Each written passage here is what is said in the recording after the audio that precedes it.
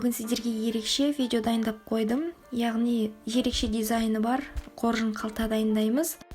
Бұл қалта қоржынның ерекшелігі қазақтың ұлттық нақышындағы ертедегі тұрмыс салттарын бейнелейтін қалта болып табылады. Ол үшін бізге келесі материалдар қажет болады, яғни маталар оюымызды қиюға арналған әртүрлі. Олар өзара бір-бірімен түстерімен сәйкес келуі қажет. Және де шашақ жолақтар, екі түрлі шашақ жолақ бар менде. Біреуі негізгі, екіншісі қосымша. Бұл қосымшаны алмай қойсаңыздар да болады. Және де тесма деп айтып жатады. Осындай өрілген жіп секілді тесма. Енді біз оюымызды таңдап аламыз, яғни интернеттен кез келген ою өрнекті іздеп, қарап, сәйкесінше таңдап, оны қағаз бетіне шығарып аламыз. Болғаннан кейін оюларымызды қиып аламыз.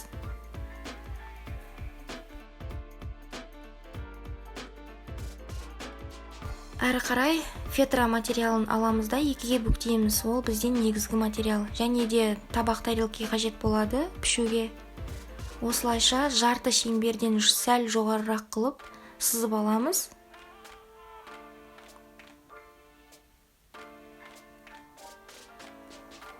Мінекей сәл жоғарырақ, жарты шеңберден жоғарылау. Және де сызғышты алып, біз әрі қарай тіке сызық сызамыз. Сол шеңбердің аяқталған жерінен бағытына қарай.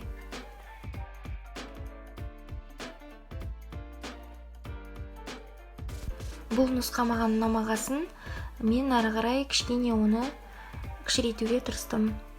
Мінекей осылай. Өйткені ол бізде кішкене болса да ұстағыш жеріне әкелуі керек сызықтар. Ал ұстағыш менде үлкен болғанын қаламадым.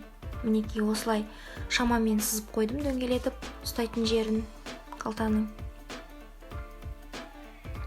Енді әрі қарай тағы да әдемілеп дөңгелеткім келді. Ол үшін орташа тарелкені алдым де осылай дөңгелек шеңбер сызып алдым, жоғары жағынан жартылау. Және де төменгі жағынан да сыздым. Бұл бізде міне ұстағышы болып келеді қалтамыздың. Және ішінен де тағы бір шеңбер сызамыз, кішкентай. Шеңберге ұқсас немесе овал әртүрлі форманы сызуға болады.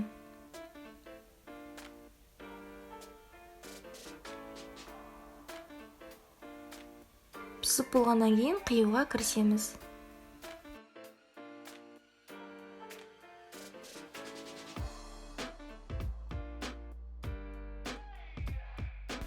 Енді әрі қарай біз ұстағышымызды одан әрі нық бекітуіміз үшін екінші рет фетрадан ұстағыштың бөлік жерін сызып аламыз.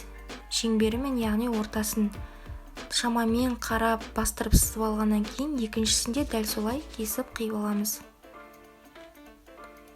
Оларды және де ыстық желіммен желімдейміз.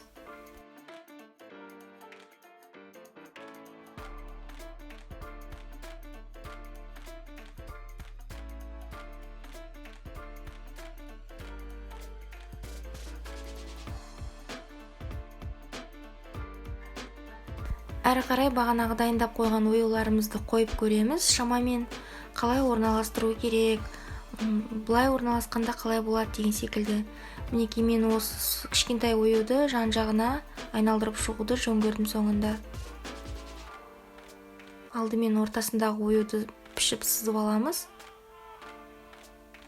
Олар жылжып кетпес үшін қиып жатқан кезде осылай инелермен бекітіп қойдым.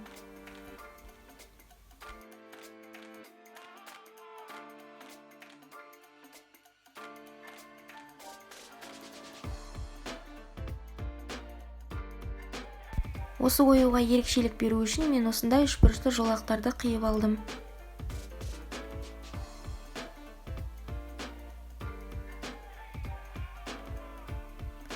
Ол біздің оюымызды ерекшелеп, басқа қырынан көрсеткендей болды мен үшін.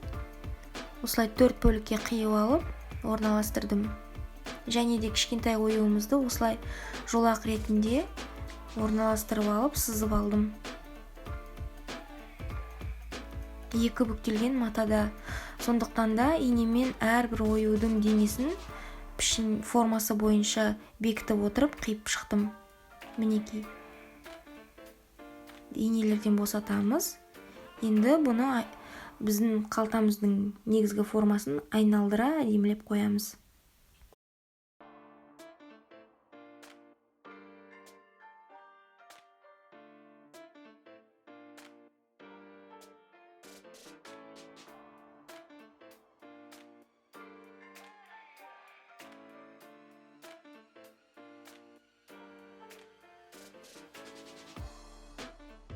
Әрбір оюымызды осылай ыстық желмен әр жерден біз жабыстырып қоямыз, жылжып кетпес үшін.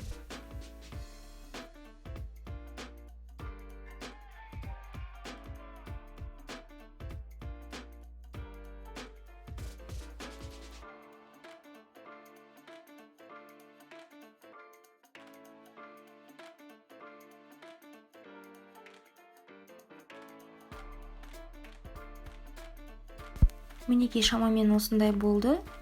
Енді біз ары қарай тесмаларымызды аламыз да оюларымызды әдемілеп шығамыз. Мысалға мен қызыл түсті оюға ақ түсті тесманы алдым. Ұзын жолақпен 3-тік немесе 4-тік тігіске қойып тігіп шығуға болады. Асықпай әрбір жолды дұрыстап, әрбір бұрышына бұрылып тіккен дұрыс болады. Ең басында мен бұл тесмамен бірінші рет жұмыс істегендіктен кішкене түсініксіздеу болды. Және де тағы бір айтатыным, тесманы оюдың үстіне қойып отырып қиған дұрыс болады. Шет жағына қойып тігем десеңіз, шығып кетуі мүмкін кез келген уақытта оюдың шет жағына қарай.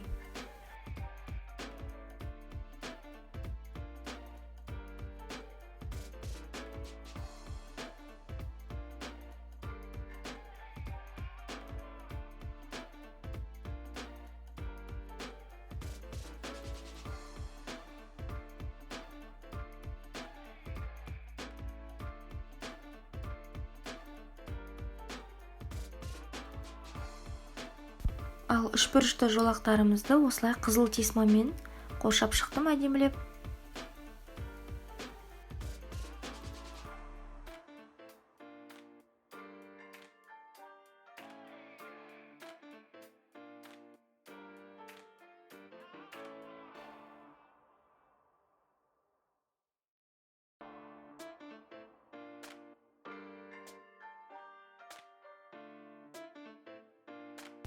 Мінекей осындай болды нәтижесі.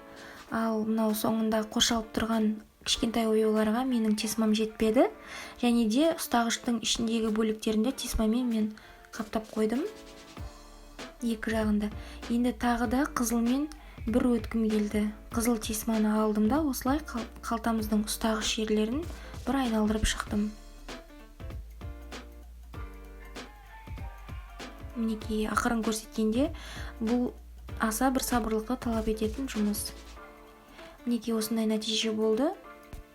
Көріп тұрғандарыңыздай мен қосымша тағы да оюлар салдым анда. Енді шашақты аламыз да біз оны қалтамызда айналдыра тігіп шығуымыз керек. Оны бірінші қай жерден басталатынын қарап белгілеп аламыз.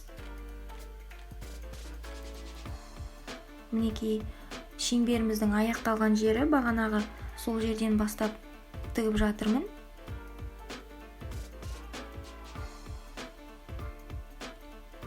Кәдімгі бір жолақты тігіспен тігеміз.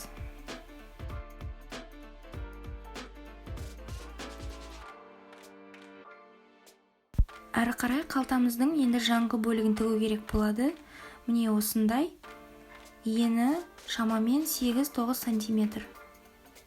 Мен оны екіге бүктеп аламын да. Бірінші осылай тексеріп аламын, өлшемін дұрыс келіп тұрма деген секілді. Екіге бүктеп алып, мен оны ары қарай үшбұрышты формаға келтіремін, немесе трапеция. Міне осылай шамамен сызып аламын. Ол жоғары қарай жақындағанда сөмкеміз кішкене болса да жіңішкелеуі тиіс. Міне. Ол бөліктерін, артық бөліктерін қиып тастаймыз.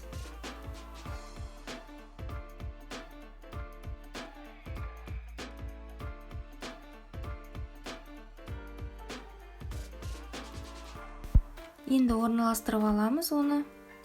қарап, бізде мысалға жаңғы бөлігінің жаңағы сызылған жерлері бар, сол ішіне қарап тұру керек. Міне қойып аламыз да енді соның үстінен тігіп шығамыз. Басында кішкене қиын болмас үшін мен инемен бекітіп қойдым.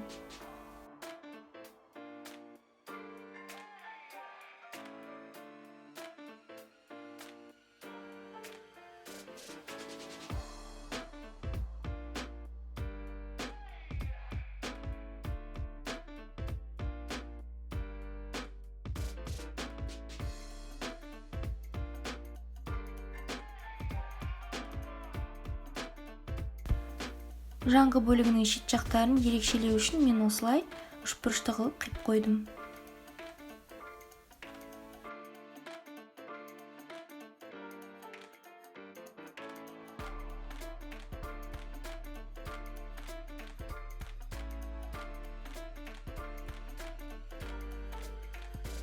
Енді екінші жағына да шашақты саламыз. Ол үшін бірінші жағындағы салынып тұрған шашақ бойынша белгілеп аламыз да, қай жерден басталып, қай жерден аяқталатынын.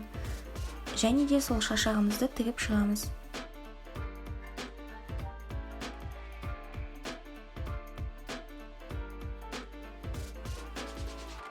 Енді екі бөлігінде бір-біріне қосамыз. Осылай жаңғы бөлігі мен артқы қалтаның бөлігін тігіп шығамыз айналдыра.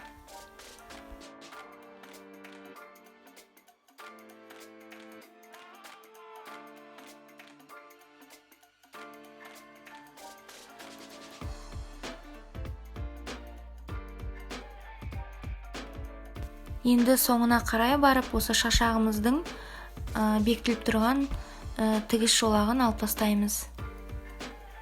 Шашыратамыз, яғни шашағымызды. Мінекей осындай болды.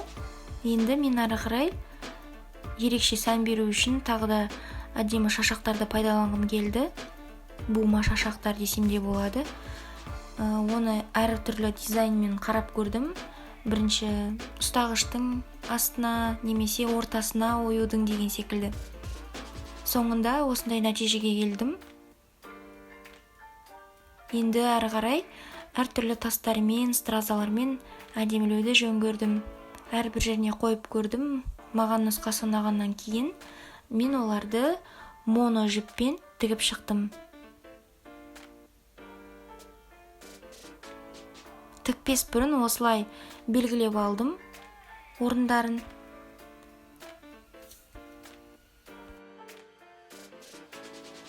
Мінекей моно жіппен тігіп бастадым.